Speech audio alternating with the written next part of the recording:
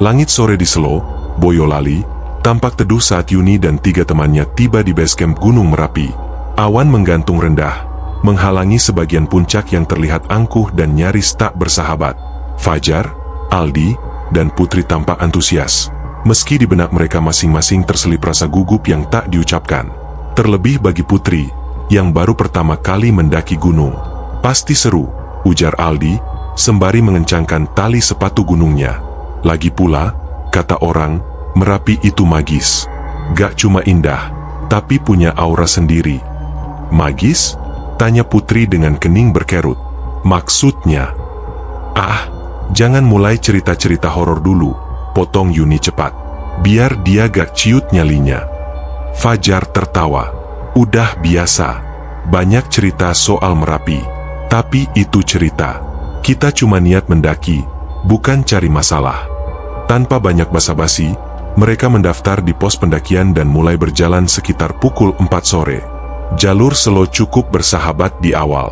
Mereka melewati ladang warga, mendaki pelan-pelan dengan semangat, meski udara semakin dingin dan awan mulai menebal. Yuni yang paling sering mendaki tampak memimpin, sementara Putri sesekali tertinggal dan menarik napas dalam. Sejak awal pendakian, Yuni sebenarnya merasa ada yang tidak biasa. Baru 1 jam berjalan, ia sempat menoleh dan melihat sosok hitam berdiri diam di balik pohon besar. Sosok itu tidak bergerak, hanya mengawasinya. Tapi ketika Yuni menoleh lagi, sosok itu telah lenyap. Ia memilih diam, menyimpan ketidaknyamanan itu sendiri. Saat senja mulai turun, mereka sampai di pos 2. Langit berubah kelabu dan kabut perlahan turun dari puncak. Mereka memutuskan istirahat, duduk di atas akar pohon besar sambil menikmati cemilan. Putri mengeluh pusing, dan tangannya dingin. Aku gak apa-apa kok, ucapnya saat Yuni menawari obat. Cuma kecapean, mungkin. Hujan gerimis mulai turun saat mereka kembali berjalan menuju pos 3. Jalur mulai menanjak curam, berbatu dan licin.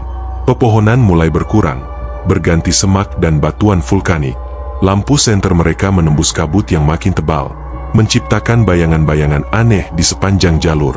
Pukul 9 malam, mereka tiba di pos 3. Saat itulah mereka berdebat kecil, lanjut ke Pasar Bubrah atau mendirikan tenda di situ. Fajar meyakinkan mereka bahwa Pasar Bubrah hanya 1 jam lagi dan lebih ideal untuk camp. Besok tinggal summit dikit, kata Fajar sambil merapikan carrier-nya. Dari sana sunrise-nya gila banget.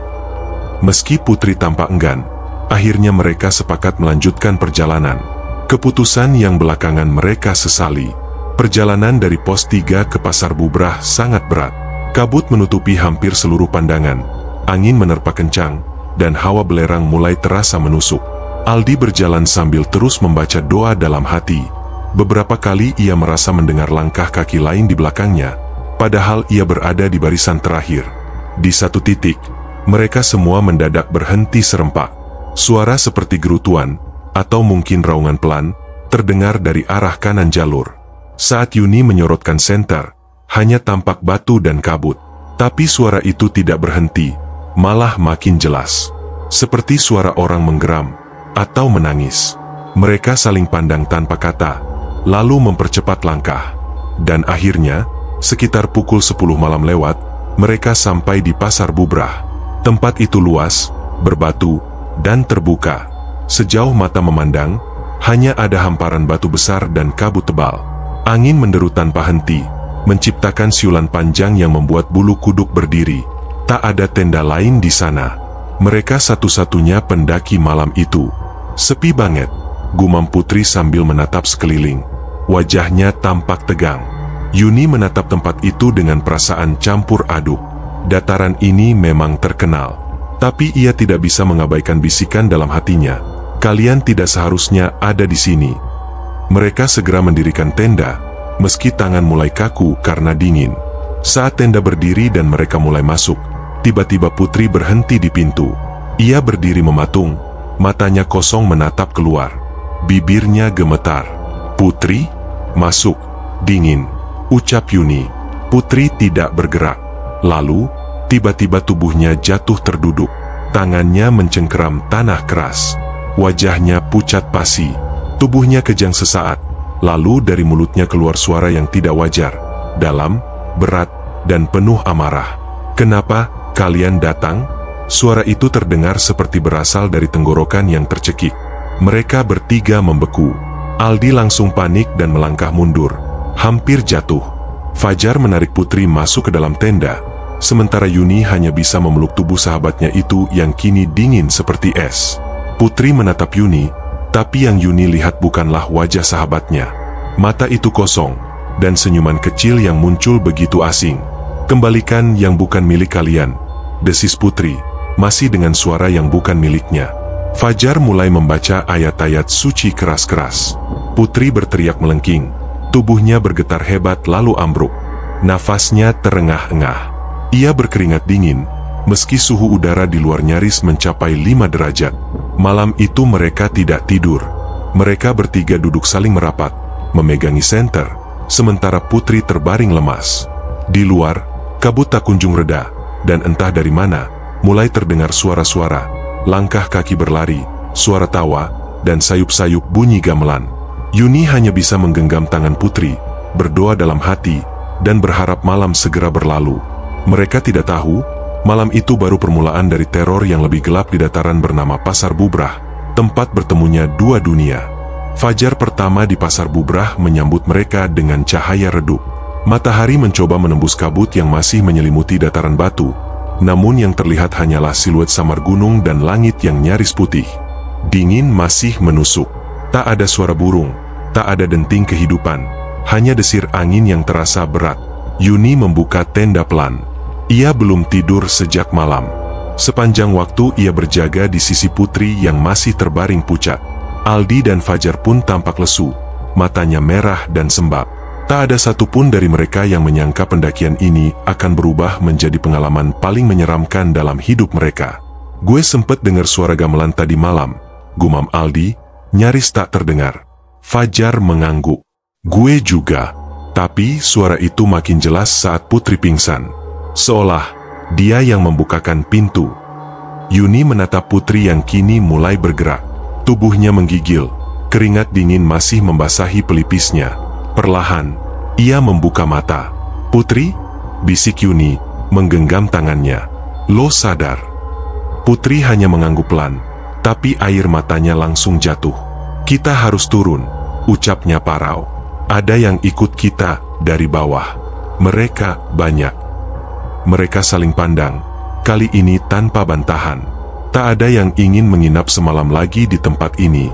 Satu malam sudah cukup membuat mereka merasa seperti dibawa ke alam lain. Namun saat mereka mulai membereskan tenda, hal aneh kembali terjadi. Di salah satu sudut tenda, Yuni menemukan benda asing, sebuah sisir kayu berwarna hitam legam, penuh ukiran rumit seperti aksara kuno. Ia mengambilnya dengan ragu. Sisir itu dingin sekali, seolah baru saja direndam dalam es. "Ini bukan punya kita, kan?" tanyanya pelan. "Bukan," jawab Aldi.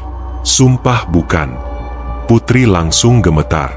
Itu milik mereka. Yang di pasar." "Pasar apaan?" tanya Fajar cepat. Putri menatap mereka dengan tatapan kosong. "Pasar Bubrah. Ini bukan cuma tempat camp. Ini pasar gaib.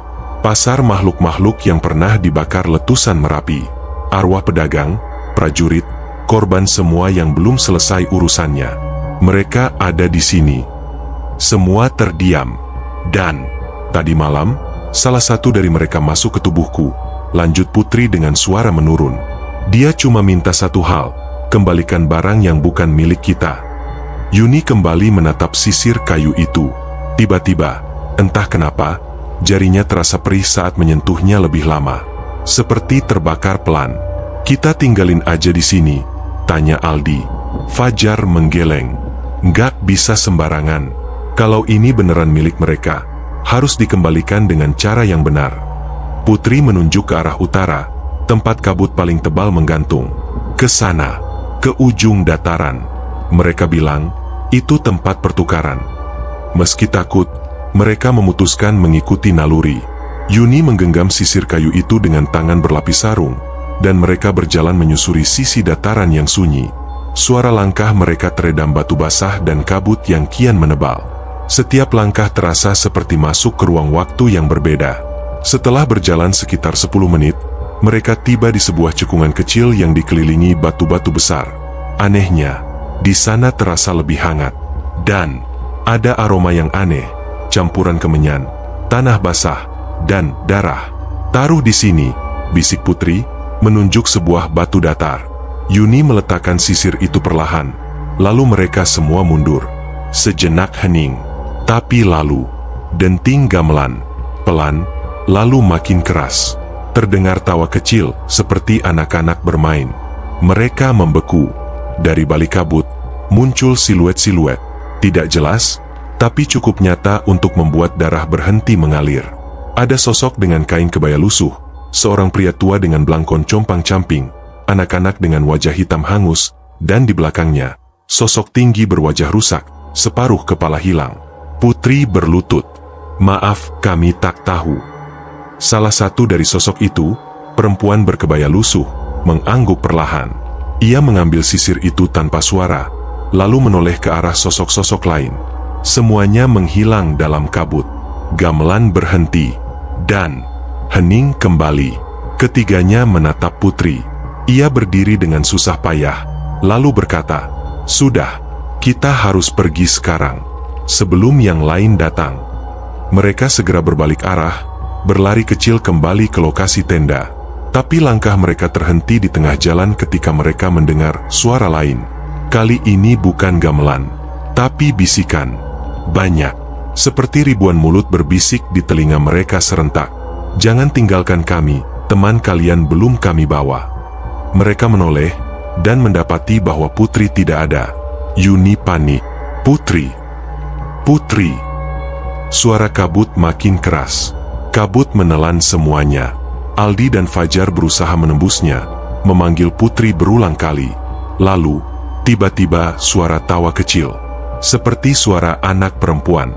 Yuni menoleh ke kanan, dan di sana berdiri seorang gadis kecil berbaju merah. Wajahnya penuh jelaga, matanya putih semua. Ia tersenyum, lalu menunjuk ke belakang Yuni. Yuni menoleh cepat. Putri berdiri dengan mata kosong dan senyum yang bukan miliknya. Putri berdiri diam di tengah kabut, mata kosong memandangi Yuni, Aldi, dan Fajar. Tapi yang membuat bulu kuduk mereka meremang bukan hanya tatapan Putri, melainkan senyuman kecil di wajahnya, senyuman yang sama sekali bukan milik sahabat mereka. "Putri!" Yuni melangkah maju, ragu-ragu. "Itu kamu, kan?" Gadis itu tidak menjawab. Sebaliknya, ia perlahan mengangkat tangan dan menunjuk ke arah belakangnya, ke arah kabut pekat. Suara denting gamelan kembali terdengar. Kali ini disertai suara lonceng kecil dan gumaman seperti orang berdoa. Lalu, samar, muncullah bayangan-bayangan dari dalam kabut. Puluhan, mungkin ratusan, siluet-siluet manusia berjalan perlahan. Beberapa membawa keranjang di pundak, ada yang menuntun kambing tanpa kepala, ada pula yang menjajakan dagangan yang tak terlihat jelas bentuknya. Seorang pria tua mendorong gerobak berkarung-karung batu hitam, dan dari dalamnya terdengar rintihan lirih. Mereka sadar, ini bukan mimpi. Ini adalah pasar bubrah yang sebenarnya. Pasar di antara dua dunia. Pasar yang hanya muncul untuk mereka yang melanggar batas. Fajar menarik tangan Yuni. "Itu bukan Putri lagi. Kita harus kabur." Yuni menepis. "Enggak, kita harus bawa dia." Aldi gemetar, mengangguk. Tapi belum sempat mereka mendekat, Putri berbalik tubuh dan berjalan perlahan ke dalam kabut, seolah ditelan oleh kerumunan makhluk-makhluk itu. Senyumannya tetap tertinggal di udara seperti bekas luka. "Putri!" Yuni menjerit, berlari mengejarnya. Tapi Aldi dan Fajar menahannya. "Jangan, lo bisa ikut ke bawah." Namun Yuni tak peduli. Ia menerobos kabut, melewati batu-batu tajam dan suara tawa mengerikan yang menggema dari berbagai arah. Ia melihat Putri, tapi tubuhnya tampak berubah. Jalannya kini lebih ringan, hampir melayang. Rambutnya berkibar tanpa angin. Dan matanya menatap kosong ke arah tenda-tenda gaib yang mulai bermunculan dari tanah. Tenda-tenda itu terbuat dari kain yang tampak lusuh, tapi dari dalamnya memancar cahaya merah kejinggaan. Beberapa makhluk menyerupai manusia berwajah rusak duduk bersila, menjual barang-barang aneh, tengkorak, mainan tua, koin kuno, dan potongan tubuh. Yuni menahan napas. Salah satu makhluk itu menatapnya, lalu menunjuk. Kau datang tidak diundang. Bayar dengan jiwa atau darah. Tiba-tiba tangan kasar menariknya dari belakang. Fajar dan Aldi berhasil menyusul, menarik Yuni keluar dari kerumunan. Mereka berlari membabi buta ke arah jalur turun. Tapi jalur itu tidak ada. Kabut terlalu tebal. Suara gemerincing lonceng mengikuti di belakang mereka. Aku nggak ngerti, jalannya tadi kemana? Aldi panik, terengah-engah. Fajar menunduk. Kita nyasar. Atau lebih tepatnya, kita udah gak ada di jalur yang sama. Yuni jatuh terduduk. Putri, kita tinggalin Putri. Suara bisikan kembali terdengar. Satu untuk satu, kalian ambil yang bukan milikmu, maka satu dari kalian harus tinggal. Dan di saat itu, Fajar memekik. Tubuhnya terangkat setinggi 1 meter ke udara. Tangannya mengejang. Dari mulutnya keluar darah segar. Yuni dan Aldi hanya bisa menatap horor saat sosok hitam panjang dengan wajah rata muncul dari belakangnya. Tingginya 2 kali manusia biasa, dan ia mencengkram Fajar seperti boneka. Lari! Fajar menjerit dengan sisa tenaga. Aldi menarik Yuni, meski hatinya ingin mati di tempat. Mereka berlari tanpa arah, hanya mengandalkan insting. Kabut tak juga reda. Suara gamelan terus terdengar, semakin cepat, seperti irama pengejaran. Mereka tiba-tiba menemukan jalan setapak sempit yang tampak asing. Tapi tidak ada pilihan. Mereka mengikuti jalan itu, yang turun perlahan, dan makin jauh dari dataran Pasar Bubrah. Kabut menipis sedikit. Nafas mereka memburu, tapi mereka terus lari hingga akhirnya sunyi. Dan di hadapan mereka, sebuah pos kecil dari kayu berdiri. Bukan pos 3, bukan pos 2, tapi semacam gubuk tua, beratap ilalang. Tempat apa ini? Tanya Aldi. Yuni mendekat pelan. Di dinding gubuk, ada tulisan dengan arang besar. Jangan kembali jika belum memberi ganti. Mereka membuka pintu. Dalamnya kosong. Tapi ada satu benda yang tergantung di dinding. Baju Putri, yang penuh lumpur dan robek di bagian belakang. Yuni menangis. Aldi mematung. Mereka sadar, Putri belum kembali. Tapi juga belum sepenuhnya pergi. Lalu suara berat terdengar dari belakang mereka. Kalian membawa kutukan sampai ke bawah. Mereka berbalik. Seorang lelaki tua berdiri di ambang pintu. Kulitnya keriput, matanya merah. Tapi yang paling aneh adalah jubahnya, terbuat dari kain kafan. Wajah lelaki tua itu tampak seperti ukiran batu yang telah lama termakan waktu. Tatapannya tajam, seperti bisa menembus isi kepala Aldi dan Yuni. Tubuhnya diselimuti jubah putih kusam yang kotor, seperti kain kafan yang sudah dikubur dan diangkat kembali.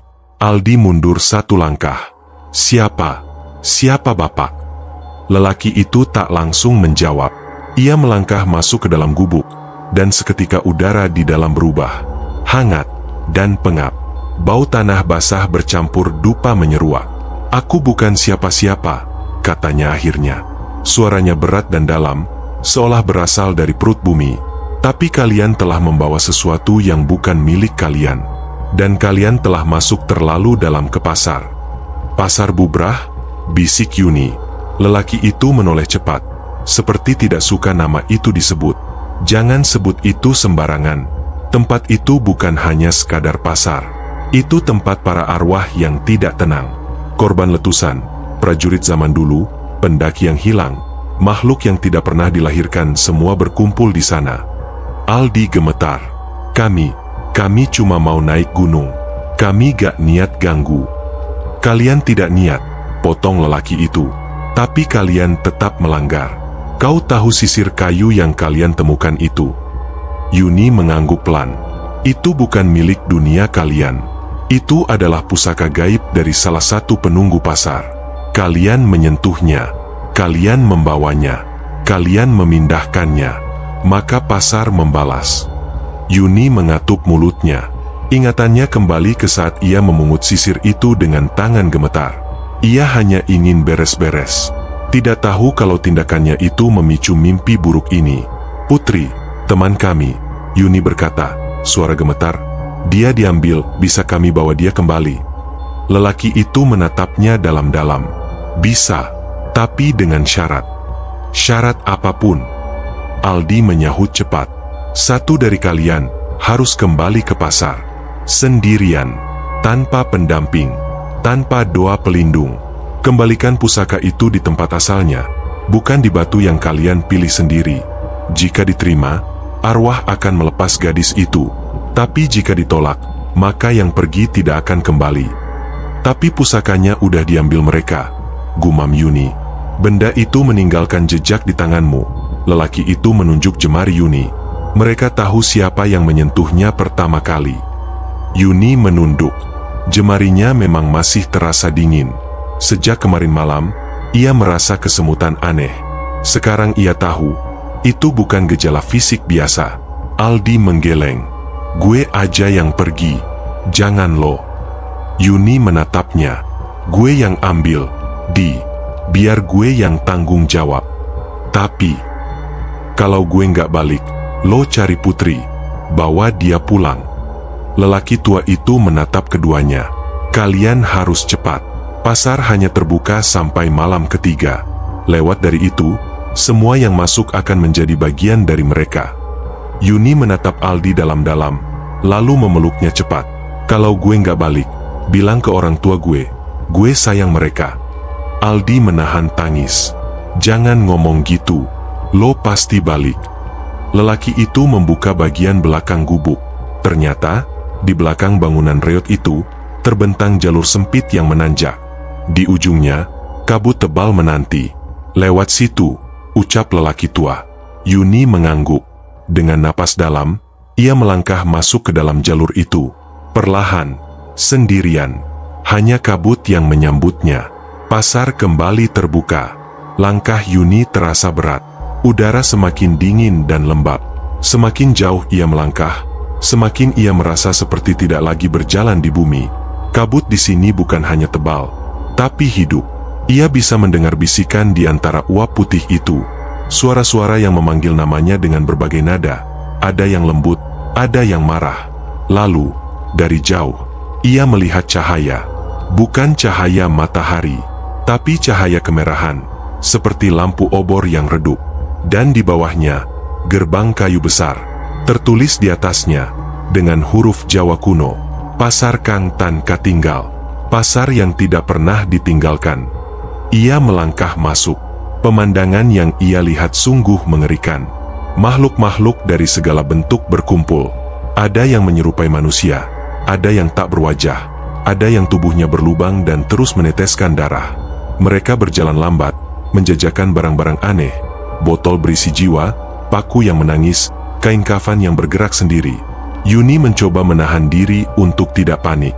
Ia berjalan mengikuti insting, berharap bisa menemukan Putri. Tapi makin dalam ia masuk, semakin aneh ruang dan waktu di sana. Ia melihat bayangan masa lalu, letusan Merapi, pendaki yang tersesat, anak kecil yang menangis mencari ibunya. Semua bercampur. Di salah satu sudut pasar, ia melihat Putri, tapi bukan seperti sebelumnya. Putri kini mengenakan kebaya tua. Wajahnya dihiasi riasan seperti pengantin Jawa zaman dulu. Di kepalanya tersemat bunga kantil layu. Ia duduk di kursi kayu, dikelilingi oleh 4 sosok tinggi besar dengan wajah putih polos. Yuni ingin berlari, tapi tubuhnya berat. Tanah seolah menahannya. Putri, jeritnya. Gadis itu menoleh, matanya kosong, tapi mulutnya bergerak. Tukar aku dengan dirimu. Yuni terpaku. Lalu suara lain terdengar dari atas. Gamelan berhenti, dan dari langit turun sosok tinggi besar, mengenakan mahkota emas tua, tapi wajahnya hilang. Ia berdiri di tengah pasar, menunjuk ke arah Yuni. Semua makhluk membisu. Waktunya tukar guling, gumam mereka bersamaan. Yuni paham, ini bukan soal siapa yang paling kuat. Ini soal niat dan keberanian. Ia menunduk. Ambil aku. Bebaskan Putri.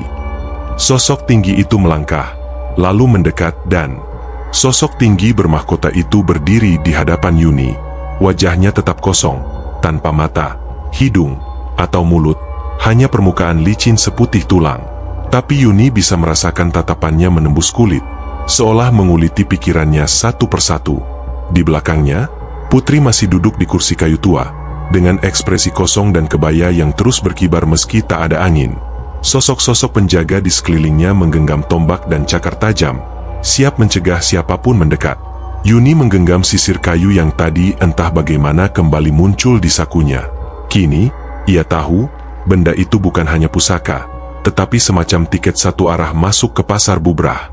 Ia gemetar, lalu perlahan berjalan maju ke arah sosok tinggi itu dan berlutut. "Ambil aku, tukar dia," gumamnya pelan, namun penuh keyakinan.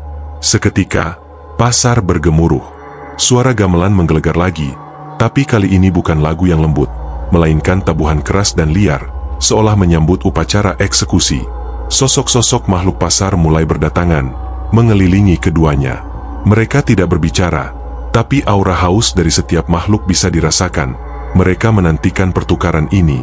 Lalu, dari arah Putri, muncul kabut hitam yang menggulung cepat. Kabut itu menyeruak, menarik tubuh gadis itu seperti benang ditarik jarum. Wajah Putri mendadak menunjukkan kesakitan. Matanya mulai berkedip. Kesadarannya perlahan kembali. "Yuni, jangan." Yuni menoleh cepat. "Lo harus pulang. Gue bayar semuanya." Putri berusaha bangkit dari kursi, tapi salah satu makhluk penjaga menekan bahunya, menahannya. Sosok tinggi itu mengangkat tangannya, dan sisir kayu di tangan Yuni perlahan melayang ke udara. Ia menunjuk sebuah altar batu di tengah pasar. Yuni segera mengerti. Ia harus meletakkan sisir itu di tempat asalnya. Dengan langkah lemah, ia menghampiri altar dan menaruh sisir itu di atas batu. Sejenak sunyi, semua berhenti bergerak, bahkan kabut seolah berhenti mengalir. Lalu dari langit pasar, hujan abu mulai turun, ringan, putih, tapi menyesakan. Seperti hujan dari letusan lama, makhluk-makhluk pasar mendongak, dan satu persatu mulai lenyap jadi debu. Sosok tinggi bermahkota itu mengangkat tangannya sekali lagi dan menunjuk Putri. Penjaga yang menekannya mendadak terlempar jauh. Tubuh Putri terangkat, dan seberkas cahaya terang menelan dirinya. "Putri!" Yuni menjerit. Dalam sekejap, Putri lenyap, tapi Yuni tetap berdiri di tengah pasar. Ia tahu, ia telah membayar, dan tak akan bisa kembali. Di kaki gunung, Aldi terbangun di kaki gunung, di dekat base camp. Tubuhnya lemas. Orang-orang berkumpul di sekelilingnya, termasuk beberapa relawan pencari. Fajar tidak ditemukan, dan Putri muncul 2 hari kemudian di pos 3, linglung, dengan rambut berantakan dan mata kosong. Ia hanya menggumam satu kalimat berulang-ulang. "Yuni, dia tukar aku, dia di sana, di sana." Setelah beberapa hari dirawat, Putri akhirnya bisa bicara, tapi hanya kepada Aldi. Dengan suara pelan dan terbata, ia menceritakan bagaimana ia tersesat di kabut dan dibawa oleh makhluk-makhluk tak kasat mata ke sebuah tempat seperti pasar, di mana ia diminta duduk diam dan diberi pakaian pengantin. "Setiap malam aku dengar suara tangis, tapi tidak tahu dari mana. Mereka bilang aku akan jadi istri penunggu gunung, kalau tidak ada yang menjemput." Aldi hanya bisa menggenggam tangan Putri. Ia tak berani bercerita bahwa Yuni tidak pernah kembali. Setelah kejadian itu, Aldi sering datang ke Gunung Merapi, terutama ke jalur Selo. Ia mendaki sendirian, duduk di pos 4, dan menatap pasar bubrah dari jauh. Kadang, saat malam sangat sepi dan kabut mulai turun, ia bisa mendengar suara gamelan samar dari kejauhan. Dan sesekali, ia melihat bayangan Yuni berdiri diam di tengah kabut, menghadap ke arahnya, lalu perlahan menghilang. Penutup, catatan relawan gunung. Beberapa tahun kemudian, seorang relawan SAR Gunung Merapi menemukan sebuah buku kecil di dekat batu besar di area pasar bubrah. Buku itu terbungkus plastik yang hampir hancur. Di halaman terakhir, tertulis dengan tulisan tangan, "Jika kau menemukan sisir kecil dari kayu, tolong jangan ambil. Pasar ini bukan milik kita. Aku masuk untuk menukar nyawa. Namaku Yuni." Buku itu disimpan di base camp sebagai pengingat. Bukan hanya tentang pendakian yang penuh risiko, tapi juga tentang batas antara dunia manusia dan dunia yang lebih tua dari gunung itu sendiri.